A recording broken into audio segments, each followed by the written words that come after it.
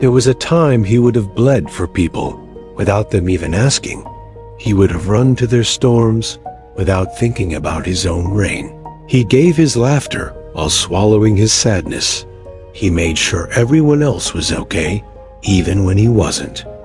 Even close, he gave and gave and gave until there was nothing left in him, and when the day came where he finally needed someone to show up, no one came, no one even noticed. He was breaking, no one heard the quiet in his voice when it used to be loud. No one saw how hollow his eyes had become. No one even asked if he was okay. And that's when something inside him changed, not like an explosion, more like a silent shift, like a door closing quietly in the back of your mind. And he realized he wasn't being selfless. He was being used not just by others, but by his own fear of being alone. And it hit him.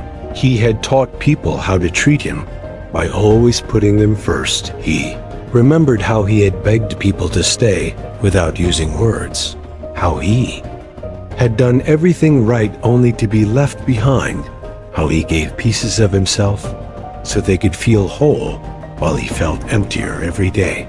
He remembered the nights he sat by his phone, waiting for a reply that never came, the fake smiles, the forced strength, the way he made excuses for their silence, while quietly killing his own self-worth. He remembered how he convinced himself he was too much or not enough, depending on who left that week. He remembered apologizing for being hurt and hiding his pain so they wouldn't feel guilty. And when he finally broke, he broke silently because he knew no one would care loud enough to listen. And in that silence, he found the answer. He wasn't broken because he was weak. He was broken because he cared too much and received too little. And he realized the only person who never left him was himself. He saw himself in the mirror, and for the first time in years, he didn't see someone unworthy. He saw someone tired, someone loyal, someone exhausted from loving louder than he was ever loved. And that's when he made the most painful decision of his life. He chose himself not out of ego, but out of survival, not to hurt others, but to finally heal, not because he stopped loving them, but because he finally started loving himself. He stopped over-explaining his intentions. He stopped chasing conversations that died without him. He stopped fighting for people who wouldn't even lift a finger for him.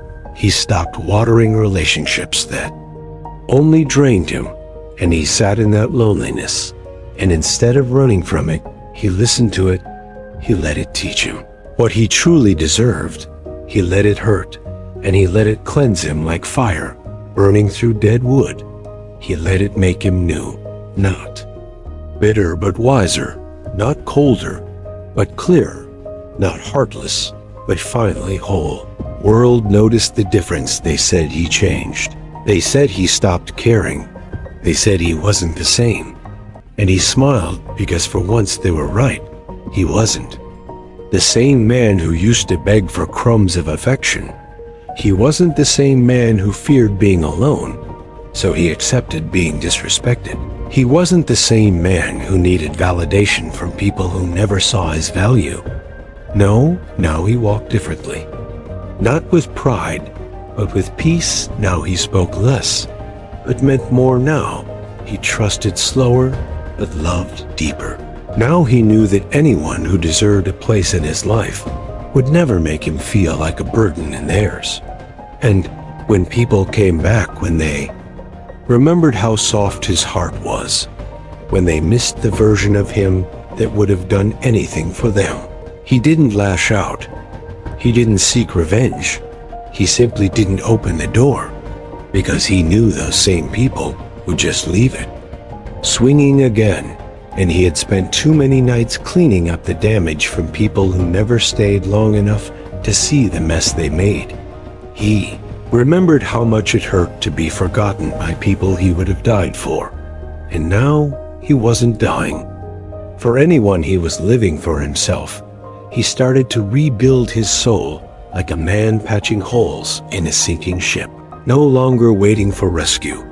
He picked up every shattered piece and placed it back where it belonged, and every scar, every heartbreak, every betrayal became bricks in the wall that protected the man he was becoming, not walls to shut people out, but walls to keep his peace in the young man he was becoming didn't beg.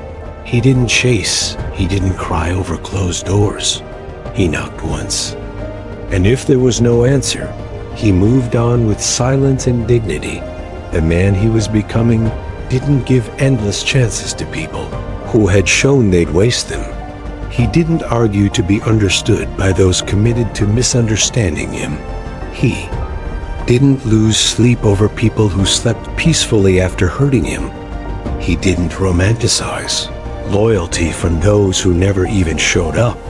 He didn't glorify suffering for the sake of love, because he had learned that love without respect is poison, and kindness without boundaries is self-destruction. Chose himself, and it was the hardest thing he ever had to do, because he still loved deeply. He still remembered birthdays. He still had hope in his chest, but now he gave that love to himself first. Now he was loyal to his peace, his growth, his healing. Now he remembered his own birthday.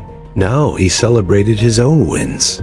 Now he kept the promises he once broke to himself.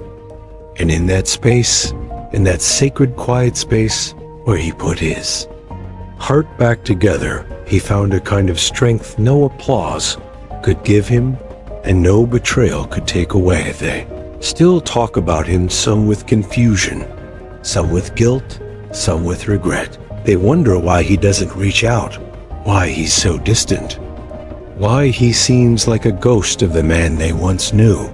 But the truth is, he didn't disappear.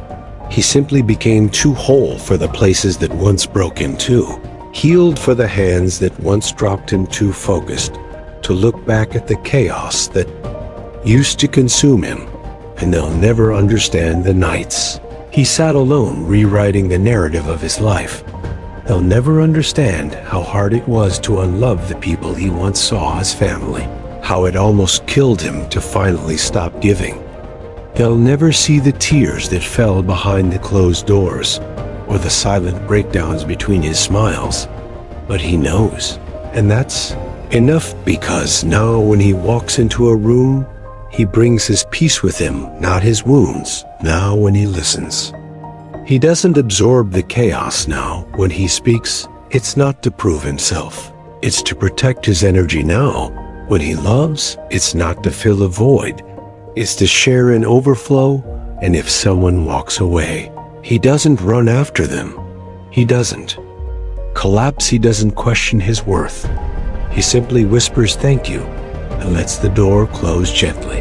Is the man who chose himself after giving everything to everyone. He is the man who finally realized that being the strong one doesn't mean carrying everyone, it means carrying yourself first. He is the man who finally understood that you can love people from a distance, you can forgive without reconnecting, and you can walk away even while your heart still cares. He is the man who will never again beg to be seen, because now he sees himself, and that changes everything. And maybe he still hurts on some days, maybe the memories still echo in quiet hours.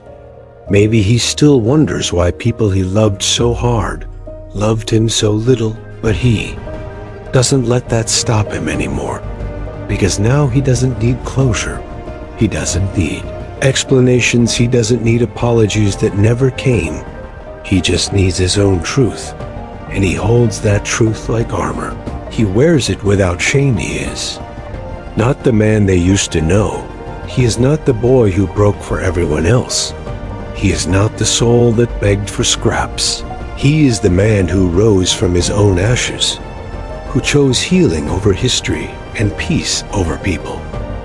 And if that makes him harder to reach, so be it, because the man who once gave everything to everyone has finally given something to himself. and this time he is not letting it go.